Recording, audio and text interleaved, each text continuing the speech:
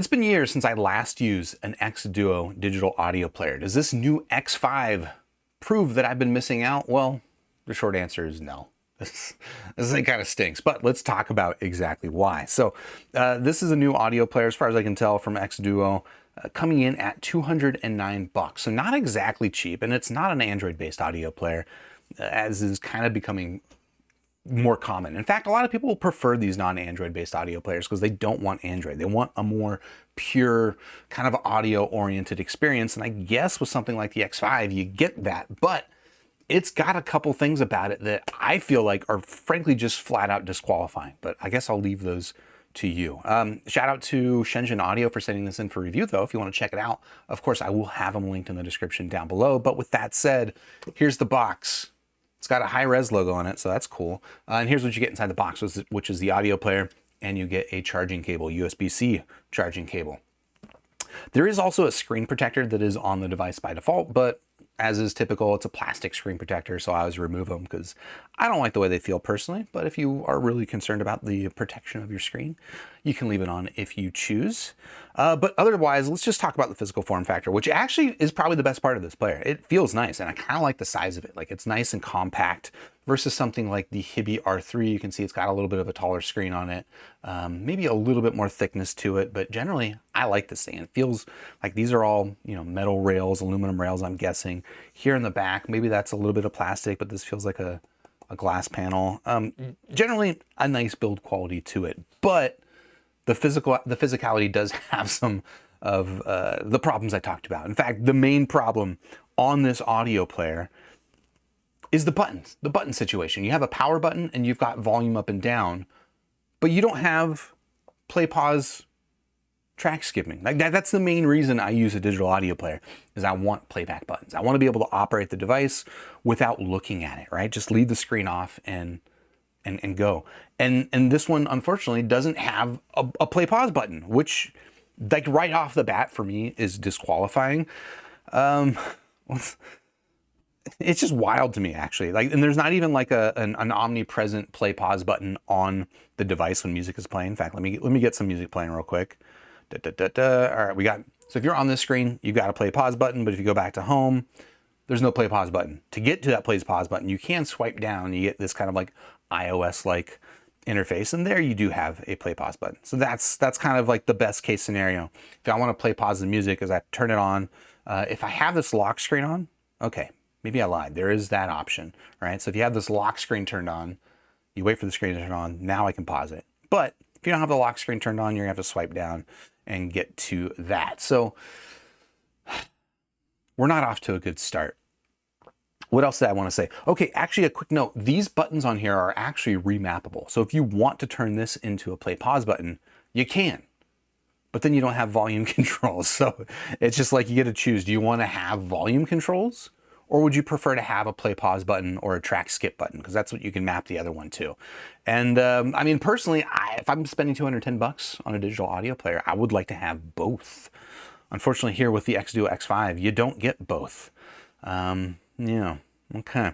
Other stuff to talk about on the physical form factor is you do have your I/O down here on the bottom, which is nice. You've got a USB-C port for charging. You've got a 3.5 millimeter single-ended port, as well as a 4.4 millimeter balance connection, which I know a lot of people like to see. This is also a 3.5 millimeter line out if you're into that sort of stuff. It's not something I really personally use, so I apologize. I don't have a lot of commentary on the functionality of that. But then over here on the left side is where you have your micro SD card, so you can upgrade the storage and basically store as much music on this thing as you want, which is kind of what you expect for a digital audio player. Apart from that, I don't know that there's much to talk about physical form factor. Let me just checking my notes to see if I'm missing anything. No, mostly it's just that the buttons are just kind of disqualifying. But maybe the touchscreen quality is like so good that that's why I want to use it. So that's going to get us into talking about the software experience in this. And the short answer is that no, the software experience and the touchscreen quality is not so good that that is what I would actually prefer to use versus buttons. This is not an iPhone situation. This is a janky UI situation. So a couple of problems. So let's see, what's the best way for me to even demonstrate this? I feel like I just encounter this stuff in kind of random times, and I don't know, even remember how to get to certain issues. Let's see, I'll go back to play my music. There's some setting, was it this one, where I would like scroll? Now, see, it's not doing it now. This is what I'm talking about, man. It's just like I would scroll, and as I'm scrolling down, it kept resetting itself, its position in the list. Let's see if I can find a place that'll do it. Won't do it here. I don't know what to tell you, apart from the fact that it happened, and it happened a lot, and now it's not happening. Maybe because I rebooted the device. I don't know. But nonetheless, just suffice to say, the software experience is pretty clunky. Generally, at its best, it's pretty clunky. And at its worst is kind of the stuff that you live with all the time, which, again, I think is kind of disqualifying. For example, I talk about this a lot. Usually the way I like to listen to music is I navigate to the artist. I'll find the album that I want to listen to, and I'll listen to that album in order. Unfortunately, in this device, I don't think that's actually possible. Like, legitimately, I don't think that's possible. Maybe I'm missing something. But if I go into, let's say, music, okay, that's going to where I'm playing my music. Let me back out of this because we'll get to what this would have been. So it should bring me to this organization, which is kind of what I was describing. It's like, okay, I'll dive into my artist.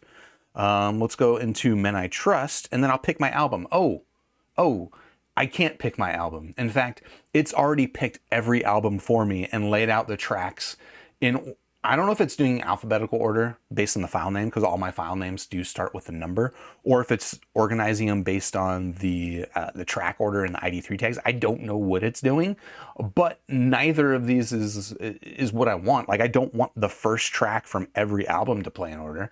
I want to listen to one album at a time, and I just don't see a way to do it. Like, I don't get it. I legitimately don't understand. So maybe I could navigate instead to folder. And unfortunately, this just does the same thing. If I go into folder, click into artist, we'll go into Men I Trust. And again, it's just laying out all of the tracks from Men I Trust in alphabetical order. Like, who wants that? Who wants that? This is weird. Maybe if I scroll down to here, we go to TF card. Maybe I can navigate the folders. Ooh, there you go. That's how you do it. You have to navigate the folders and just completely ignore the ID3 tag. Anyway, I think this is kind of disqualifying. Again, another disqualifying thing. So it can't really organize my music correctly. It doesn't have a play pause button correctly. The UI is pretty janky. I'm scrolling through my notes to see if there's anything else I wanted to talk about. Oh, this is, here, it's back. I was alluding to this before, but it wasn't displaying, but now it is again. A lot of the times when I'm on this screen and playing music, it just says unknown. I don't know what unknown means. It's just unknown. Why? I don't, maybe it's there because I don't know. It's just trying to confuse me. All right. Anything else to talk about? Oh, I guess real quickly, I did want to mention too an issue with these buttons and the power, the volume. I'm pressing and holding the volume, and you can see like how slowly this is going up. Now, thankfully, there is this little touch interface. So if you want to quickly change your volume, although, okay, I didn't know it would do that. That's funny. You can see that it's like lagging behind my touch scroll. That's amazing. Anyway, the point I was going to make was just that the volume ramps really slowly. Mostly I noticed this when I was doing some testing with headphones that I had the volume up kind of loud. And then I plugged in some IEMs to test the noise floor, and it blew my ears off. And unfortunately, I had to take the IEMs out of my ears rather than just ramp the volume down, because you can see how slow the volume goes down. But maybe that's not a problem most people will encounter. There is like a 10-band EQ built in, which is nice. Battery life on this thing, they claim like 10 hours of battery life, which is not very good.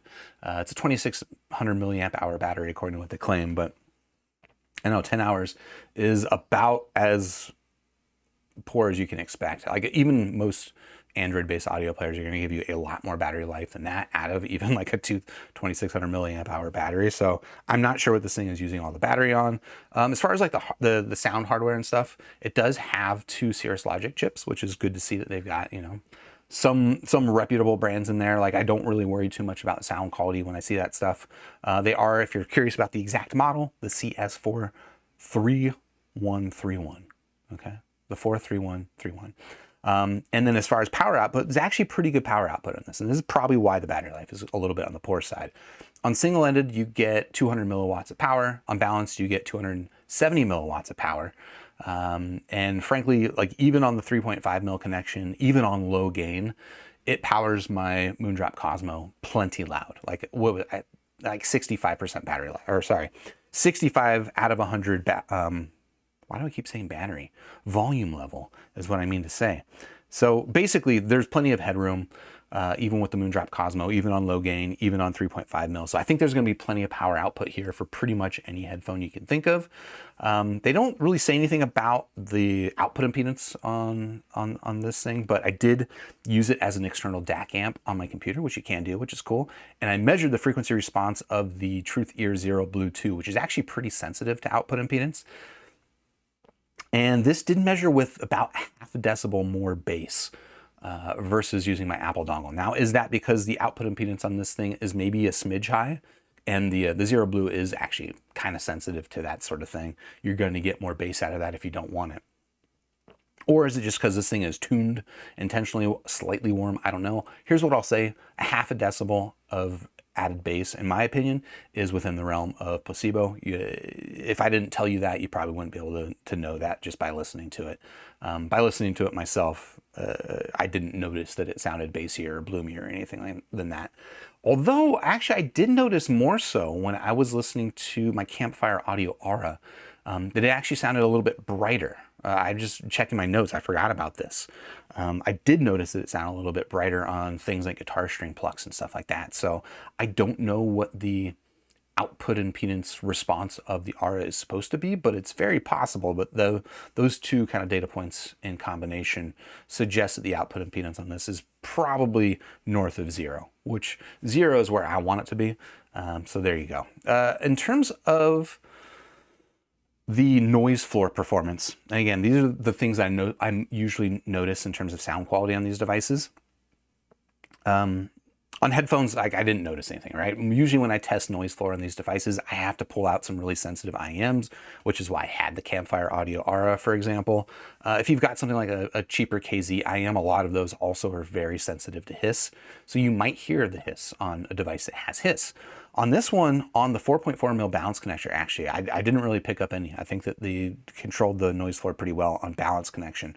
However, on the 3.5, the single-ended, I would say that it's a very weird, confusing behavior in that the noise floor is quite loud until I start playing music, and then the noise floor goes away. But then it's replaced with like this noticeable low frequency hum. And again, this is not something you're going to notice on most headphones, but if you're using a sensitive IEM, you might be able to pick this up. And it's just kind of a confusing response. I've never noticed that before with an audio player where, like I've noticed before where there's no noise floor when it's not playing. And then once I start playing, the noise floor kicks in. But I've never noticed where there's a noise floor when it's not playing. And then the noise floor goes away once I start playing. And then that gets replaced with a low frequency hum. That was weird to me. So, I don't know. I'm not a big fan of it. It just turned itself off, which I guess is a good time for us to wrap up this review on the xDuoo X5. Honestly, out of 5 stars, I don't even have my star button ready for this, but this is a 1 star out of 5 for me. It doesn't have a play button. It disorganizes my music. The software experience is jank. The sound experience is probably going to be fine, honestly, if you're using a headphone. Even like hard to drive headphones, it's pretty good with that. So it does play music, but as far as like UI and software experience and all that stuff, this is one of the worst audio players I've used in a while, unfortunately. So, I mean, if you want to check it out, I will still have it linked in the description down below. And while you're down there, if you haven't already, please hit the like button, subscribe to the channel, ding the YouTube bell, and I'll catch you in the next super review. Cheers.